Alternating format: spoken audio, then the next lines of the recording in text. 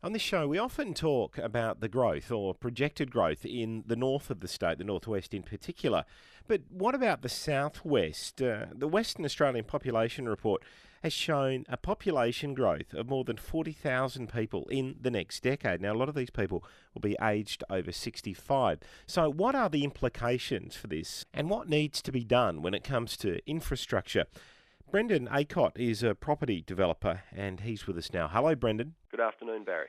Tell me, with the government figures that you have in terms of population growth throughout the southwest, what's your blueprint for the increase in development that's needed in the area? Look, I think the publication from the WA Tomorrow figures indicate, one, that historically population growth in the southwest has been underestimated. But two, looking forward, what needs to happen is there needs to be a significant focus and concentration on the delivery of infrastructure by not only the development industry but also by local and state government to support the projected growth. Okay, what sort of growth are we talking about?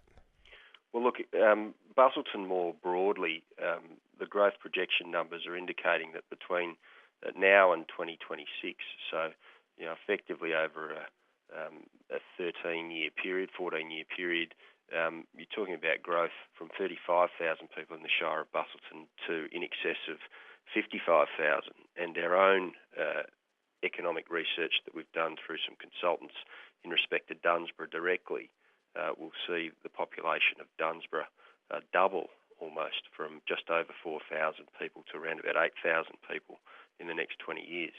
You made that point of it being lesser known, if you like, or underestimated, this idea of population growth within the southwest. Why do you think that's the case? Look, I think the focus in terms of dollars has certainly gone to the northwest, and Perth to some extent has missed out on infrastructure funding in that regard. But from a funding perspective, I think the imperatives are on generating employment in the northwest, and the correlation is the opportunity for employment for people in the southwest. As an example, the fly-in, fly-out workers that fly out of Busselton Airport. That's stimulating opportunity and growth in Busselton and the surrounds. Brendan Acott, my guest, he's a property developer. We're just looking at growth in the southwest this afternoon.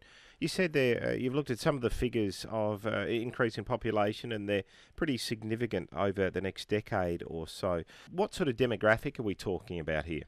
Well, interestingly, our research shows that the growth from 2006 to present, almost 46% of that growth has been in the sub-34 age bracket. So what we're seeing is that there's a perception that it's a sea change, tree change type environment where, people are going to retire in the southwest. I think there's been some change to that over the past, 5 to 6 years, and that's what our research is indicating, that probably more younger people than what is the general view are actually moving to the southwest to live.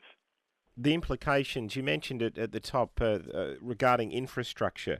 What needs to be provided if we're looking at the sort of growth that we're indicating of more than 40,000 people over the next decade? Look, the key thing from a land development perspective, aside from your typical provisions of adequate supply of water, sewer and power, the key issue is the supply of sand. Most of the master plan communities in the southwest have been approved on, and rightfully so, on relatively flat land. That land generally is quite low-lying and requires significant amounts of fill. That, by way of direct cost, you're talking about the supply of sand in the southwest being about 50% more than metropolitan Perth. Now, there needs to be adequate planning done in terms of,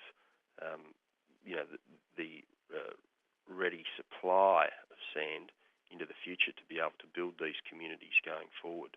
If that doesn't happen, one, the costs of producing a residential lot or even a commercial lot, for shopping centres and other infrastructure within a community will increase dramatically. Brendan, how do you see the infrastructure at the moment to cater for these increases? I mean, how adequately prepared are we at the moment, and how much more needs to be done? I think these figures, as you mentioned before, I think a lot of focus has been on the north of our state and population growth up there.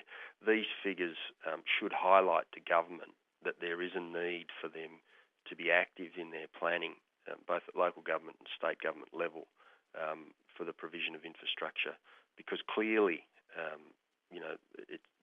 these projections have historically been underestimated, and if we don't plan actively, and there's not a whole of government approach, not just government but also private enterprise approach to growth in the southwest, it's going to turn out to be problematic.